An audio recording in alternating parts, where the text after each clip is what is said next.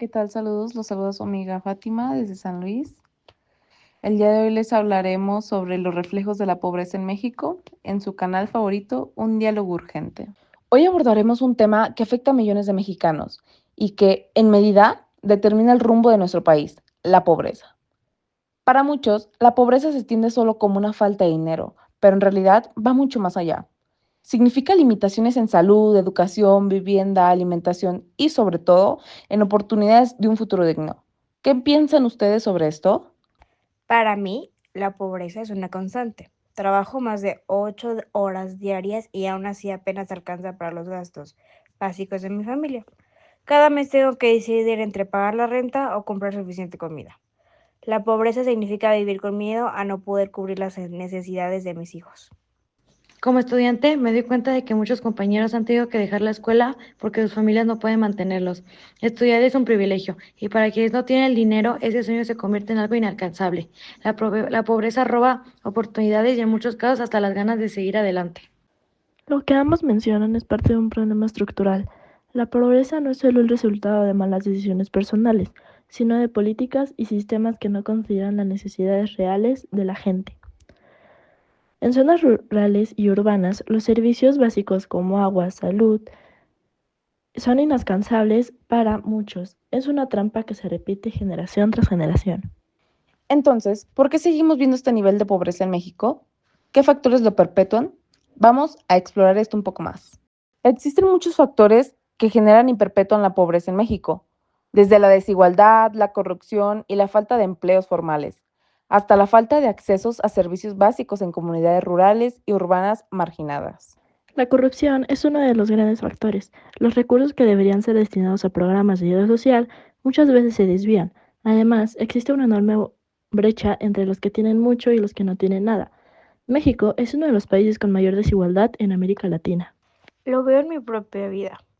Trabajo en una empresa pequeña y aunque hago mi mayor esfuerzo no hay oportunidades de crecimiento. La falta de empleos bien pagados es un problema enorme. La mayoría de los trabajos que hay son informales, sin beneficio ni seguridad.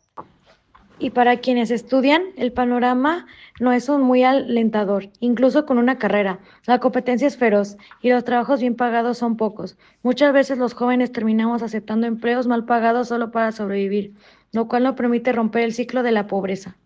Parece que la falta de oportunidades y la corrupción son dos de los grandes obstáculos. Pero, ¿cómo afecta todo esto en áreas específicas como la salud, educación y violencia? Veamos cómo la pobreza afecta a distintos aspectos de la vida. En temas de salud, educación y violencia, ¿qué consecuencias han visto ustedes? En salud, el impacto es devastador. Sin dinero, ir al doctor es un lujo. Cuando mis hijos se enferman tengo que elegir entre comprar medicina o pagar el alquiler. Además, los hospitales públicos están saturados y a veces falta medicamento. Es una situación desesperante. La educación también sufre. Para quienes viven en comunidades pobres no hay suficientes escuelas y muchas no tienen los recursos mínimos para ofrecer una buena educación.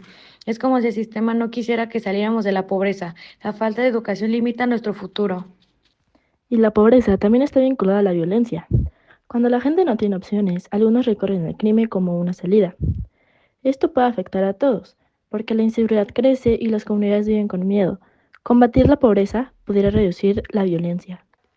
Entonces, tenemos un problema que afecta a todos los aspectos de vida y que parece no tener fin. Pero, ¿qué se les puede hacer? ¿Hay soluciones reales? A pesar de los retos, existen soluciones y ejemplos de países que han reducido significativamente la pobreza, desde programas de educación y empleo hasta políticas de inclusión social. ¿Qué soluciones proponen ustedes? La primera solución es distribuir mejor los recursos y reducir la corrupción. Los programas de apoyo deben llegar realmente a quienes lo necesitan. Además, necesitamos políticas que promuevan el empleo formal y bien pagado. Realmente pienso que algo tan simple como la educación financiera puede ayudar mucho. Si las personas tuvieran conocimientos básicos de ahorro y planificación, aunque sea con poco dinero, podrían organizarse muchísimo mejor. La educación es clave. Si el gobierno invierte en educación de calidad, especialmente en áreas rurales, podríamos ver cambios a largo plazo. Becas, talleres y programas de apoyo podrían ayudar a que más jóvenes puedan estudiar. Esas son buenas ideas. Sin embargo, para que estas soluciones funcionen, se necesita un esfuerzo conjunto entre el gobierno, empresas y la sociedad. Todos tenemos un papel que jugar. Hemos hablado sobre el problema de la pobreza en México, sus causas, consecuencias y posibles soluciones. Pero más allá de entender el problema, es importante que todos asumamos una responsabilidad. ¿Qué mensaje final quieren dejar? Quisiera que la gente entienda que la pobreza no es algo que elegimos. Todos merecemos una vida digna y cada pequeño cambio puede marcar una enorme diferencia. A mis compañeros jóvenes les diría que sigan estudiando y luchando. No podemos dejar que la falta de recursos nos robe nuestros sueños. Mi llamado es a la acción. Involucrémonos, y ya sea apoyando a organizaciones, siendo conscientes de cómo votamos o simplemente ayudando a quienes lo necesitan. La pobreza es un problema de todos. Gracias a todos por compartir sus experiencias y reflexiones. Combatir la pobreza es un reto inmenso, pero con esfuerzo y compromiso es posible construir un México más justo y equitativo. Gracias por acompañarnos en este diálogo.